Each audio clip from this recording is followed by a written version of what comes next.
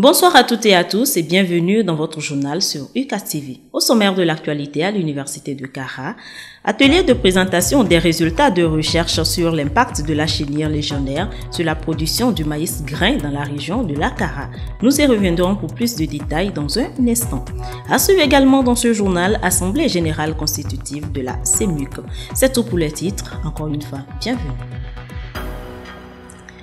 En vue de mesurer l'impact de la chenille légionnaire sur la production agricole, l'ISMA a mené des recherches dont les résultats ont été présentés aux producteurs de la région de la Kara lors d'un atelier à l'hôtel Meka. C'était en présence du professeur Komla Sanda, président de l'université de Kara. Les détails avec Abdel Felenzou et Pacha Lindalo. Présenter les résultats de ces recherches sur l'impact de la chenille légionnaire sur la production du maïs grain dans la région de la Kara. C'est l'objectif d'un atelier organisé le 13 mai dernier par l'Institut supérieur des métiers de l'agriculture, ISMA, à l'hôtel Meka. C'était en présence du professeur Komla Sanda, président de l'université des Kara, des producteurs et chercheurs. La coopération entre l'université, l'ITRA, l'ICAT et les départements déconcentrés du ministère de l'Agriculture se passe remarquablement bien.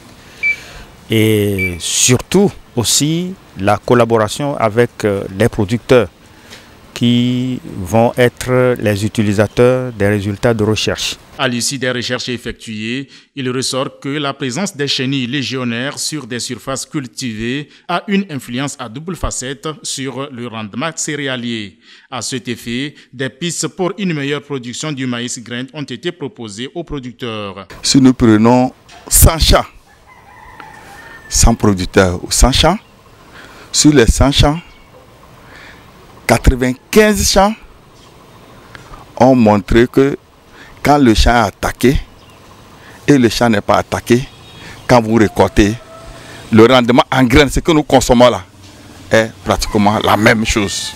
Pour appuyer les efforts qui sont déjà faits dans ce sens, les services du Centre d'excellence en production durable des cultures CEPLODUC ont été présentés aux participants. Quand il y avait eu ce mal-là que j'ai vu sur mon maïs, les gens sont venus quand même me dire, bon, ah mon ami, il faut chercher les produits, il y a tel produit, il faut acheter ça pour faire.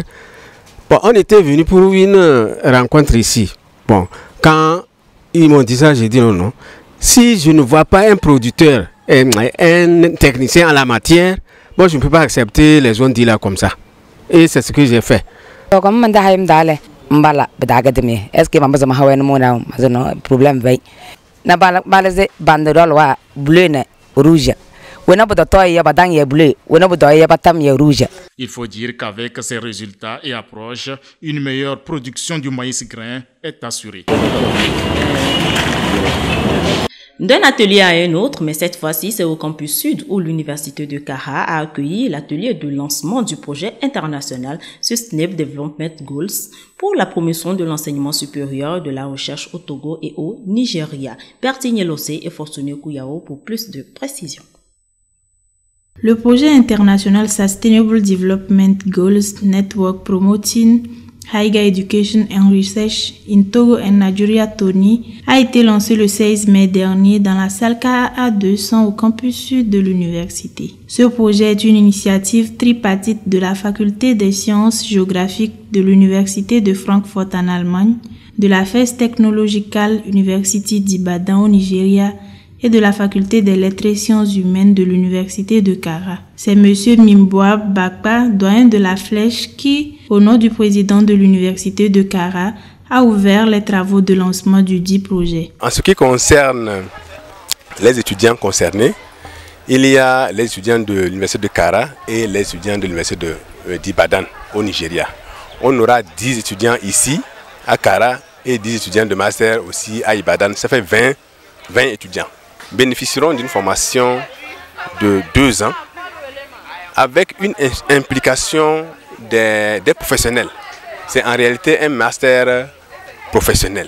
En effet, ce projet financé par le DAAD vise à harmoniser des curricula pour mettre sur pied un master international basé sur les ODD. Avec ce lancement, les enseignants-chercheurs des autres universités impliquées dans l'élaboration du dit projet repartent avec plein d'espoir. Le programme en général c'est ouvert, hein, mais disons cette application est faite par Francfort, Cara et Ibadan, et les trois universités sont tellement différentes, hein, disons aussi concernant l'âge et l'opportunité. C'est vraiment, on n'a pas encore des études de master, mais le département au niveau de Ibadan s'appelle Sustainable Development Institute. One of the major objectives is to actually foster a closer relationship and understanding between researchers in the Anglophone West Africa, represented by Nigeria, and Francophone West Africa, represented by Togo, so that the gap between these two, the Anglophone and Francophone, can be reduced. Les étudiants de l'université de Cara ont à cet effet exprimé leur totale adhésion à l'initiative. Je voudrais tout d'abord remercier les partenaires de ce projet et je peux dire que c'est un projet qui peut être bénéficiaire pour les... Quand on parle de l'université de Cara, on parle des étudiants de l'université de Cara et ça peut être bénéficiaire pour les étudiants de l'université de Cara. Précisons que ce projet prendra en compte la mobilité des étudiants, des enseignants-chercheurs et des différents personnels administratifs des trois universités. La non-prolifération et la réglementation de l'utilisation des produits chimiques, tel a été l'objectif d'une séance de sensibilisation initiée par la NIAC Togo à l'occasion du 26e anniversaire de la SIAC à l'université de Cara. Pertignelosé Pachalendalo nous en parle. Caravane à travers la voie reliant la présidence au décanat de la faculté des sciences et techniques. C'est l'ambiance qui a annoncé la commémoration du 26e anniversaire de la Convention sur l'interdiction des armes chimiques CIAC. C'était le 16 mai dernier au campus Nord. Cet événement a été présidé par Dr Alpha Sika Seiflai, doyen de la FAST. La NIAC Togo fait de la lutte contre les armes chimiques son cheval de bataille. Nous sommes contents, nous sommes fiers, satisfaits de la sensibilisation que nous faisons à travers le pays. Et les gens sont à l'écoute, les opérateurs économiques, le monde agricole, ils sont quand même satisfaits de notre action sur le terrain. Ainsi, au cours de cette séance, c'était l'occasion pour Dr Chen Nkabou, secrétaire permanent de la NIAC Togo, de présenter brièvement son institution et ses démembrements au monde universitaire. Aussi, les risques et menaces que peuvent engendrer les produits chimiques sur l'être humain et son environnement ont-ils été clairement détaillés à l'assistance qui apprécie l'initiative. La NIAC a choisi la faculté pour nous mettre en garde des risques que l'on peut courir en manipulant les engins chimiques qui sont très dangereux et toxiques pour non seulement la personne concernée qui est en train de manipuler, mais aussi pour la population environnante. J'ai aimé l'initiative parce que les produits chimiques s'avèrent très dangereux pour la santé et j'ai trouvé que c'est bien d'informer la population. Apparemment, seuls les chimistes sont un peu informés. Du coup, l'initiative a été la bienvenue. Les autres étudiants et autres pourront être informés et désormais se prévenir des risques chimiques. Soulignons que la CIAC a été adoptée le 29 avril 1997 par la communauté internationale. Retrouvez l'esprit d'entraide et de solidarité pour l'ensemble du personnel de l'université de Cara. C'est justement dans cette dynamique qu'une coopérative d'entraide mutuelle de l'université de Cara, CEMUC, sera bientôt créée. Pour ce faire, une assemblée générale constitutive s'est tenue au campus sud le 12 mai dernier. Claudette Talot et Modeste Dawat. La coopérative d'entraide mutuelle de l'université de Cara, CEMU, a été portée sur les fonds baptismaux le 12 mai dernier dans l'Agora 21 janvier 2004. C'était au cours d'une assemblée générale constitutive à laquelle ont pris part les enseignants-chercheurs et le personnel administratif technique et de service de l'université. Pour la circonstance, les travaux de cette assemblée ont été conduits par Mme Balaï Baou Kassan, présidente du Présidium. La participation a été très intéressante et nous avons mené de bout en bout dans les discussions sur les nouveaux textes qu'on a proposés et nous les avons adopté après les observations intégrées. Et l'ambiance était très très bonne et à partir de là, donc, nous nourrissons l'espoir qu'avec le comité ad hoc de pilotage des questions administratives qui va commencer son travail bientôt et que nous avons mis en place, qui va commencer son travail, aura l'énergie nécessaire pour mener son travail. Promouvoir l'entraide et assurer le bien-être du personnel de l'université, telles sont les raisons principales qui ont motivé la mise en place de la coopérative. Ainsi, au cours de la rencontre, les participants ont amendé et adopté les textes fondateurs de la coopérative, à savoir les statuts et le règlement intérieur. Ce que moi je nous dis, puisque je fais partie, ce que je nous conseille, c'est de soutenir cette nouvelle mutuelle qui vient de naître, parce que c'est notre bébé à nous, à l'université de Kara.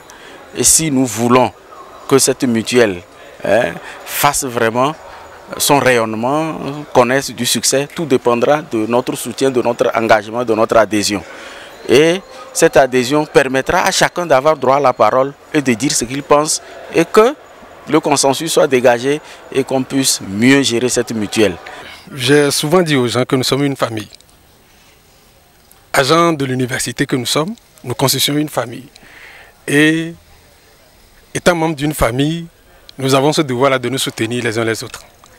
Et s'il y a une initiative, une coopérative qui vient pour nous organiser de manière à ce que ce soutien que nous attendons les uns des autres soit effectif, je crois que c'est une initiative à saluer.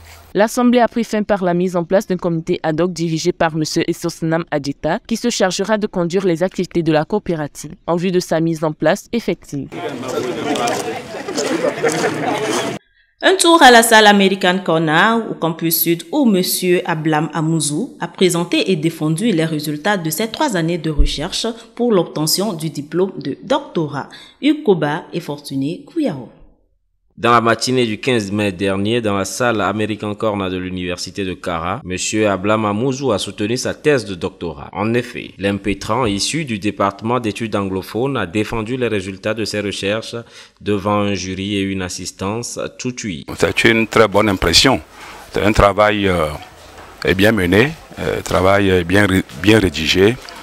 M. Amouzou a eu comme préoccupation d'analyser la fracture sociale qui est créée aux États-Unis par le problème de race entre les Noirs et les Blancs. Cette fracture sociale-là qui est un facteur de division et donc aussi d'instabilité et donc aussi de malaise qui n'est pas un élément pouvant favoriser le vivre ensemble en paix. Très honorable, c'est la mention décernée par le jury à l'impétrant dont les recherches ont porté sur le thème « Au-delà de la ligne de couleur, une évaluation post-moderne de la race et de l'épanouissement personnel dans les œuvres sélectionnées de Ralph Ellison, Eastman, Chester Himes, Patricia Raybon et Charles Alexander ». J'ai connu Amouzou Ablam depuis que j'intervenais à Lomé. Pour la première promotion du master où j'ai enseigné un cours et c'est depuis là que je l'ai connu. Donc à un moment où il avait déjà fini les UE du master, il a voulu s'inscrire, n'est-ce pas, en thèse et il a pensé à moi. Aujourd'hui nous parlons de la mondialisation et dans la mondialisation il y a toute une interconnexion des identités raciales et dans cette interconnexion là il y a les différences raciales et culturelles qui sont poignantes. Et c'est ces différences-là qui sont à l'origine du chaos social que nous observons aujourd'hui. En attendant d'autres soutenances dans les jours à venir, cette dernière porte à 15 le nombre de docteurs formés à l'université de Kara. Pour finir, la 4e édition du concours Excellence d'Afra a été lancée le samedi 13 mai passé. C'était en présence des étudiants de la faculté des sciences de la santé de l'université de Kara. Ukoba et Modeste Dawat, reportage. Le projet Excellence d'Afra a été officiellement lancé le samedi 13 mai dernier au Palais des Congrès de Kara. En effet, ce projet est une ouverture sociale et intellectuelle de Dafra Pharma, un laboratoire pharmaceutique belge C'était en présence du doyen de la faculté des sciences de la santé, professeur Abdul Samadou Aboubakari, des représentants de l'association des étudiants en médecine, pharmacie et odontostomatologie, AEMPO, et de plusieurs autres étudiants. Lorsqu'on est médecin, lorsqu'on est assistant médical, on est infirmier, sage-femme ou autre du corps médical, nous sommes appelés à pouvoir communiquer avec ceux-là qui sont nos malades, nos patients. Et lorsqu'on communique très bien, non seulement le traitement sera bien réussi, mais aussi et surtout, le patient sera guéri déjà à moitié. L'autre élément, c'est de pouvoir jauger la compétence de ceux-là qui sont des étudiants. Et cela va leur permettre de pouvoir aller faire des recherches sur le plan scientifique, sur le plan médical, sur le plan pharmaceutique aussi, pour pouvoir venir démontrer ce dont ils sont capables devant l'assistance. En clair, Excellence d'Afra se veut une contribution à l'émergence d'une élite médicale et paramédicale par la culture de l'excellence auprès des étudiants de la faculté des sciences de santé et des écoles de formation des paramédicaux. L'engouement des étudiants justifie d'ailleurs le caractère bénéfique de ce projet. C'est ma première fois de participer à ce lancement et c'est une aubaine pour moi, une opportunité que je vois donc se présenter à travers ces concours-là. Et je pense bien m'inscrire pour participer aussi afin de me mettre en fait dans cet exercice-là d'excellence. C'est une réelle opportunité pour nous, étudiants en médecine, notamment que ce soit le concours d'éloquence comme le concours de génie médical. J'ai eu à participer à ces deux concours-là et j'ai beaucoup appris de ces compétitions-là, notamment comment s'exprimer en public, comment prendre la parole, comment diriger. Et avec les connaissances que nous avons eues lors des concours de génie médical, ce sont des connaissances dont nous faisons usage tous les jours dans nos pratiques médicales. Et si je dirais, j'encouragerais tous mes camarades étudiants en médecine de première, deuxième jusqu'en 6e année et plus à s'inscrire à ces différentes compétitions, qu'ils remportent des prix ou non, ils en ressortiront toujours gagnants. Après ce lancement officiel, auront lieu les présélections et le concours proprement dit. Il s'agira essentiellement d'un concours de génie médical et d'un concours d'éloquence. Par ailleurs, notons que la Jeune Chambre internationale Lomé Flamboyant soutient de manière efficiente ce noble projet. C'est tout pour cette semaine avec cette pensée de Malek Ben Safia. Je cite, « Le bonheur est comme un parfum, on le porte ce soir pour le faire respirer aux autres. » Fin de citation. Rendez-vous donc la semaine prochaine pour d'autres informations, toujours sur UCATV. Bonsoir.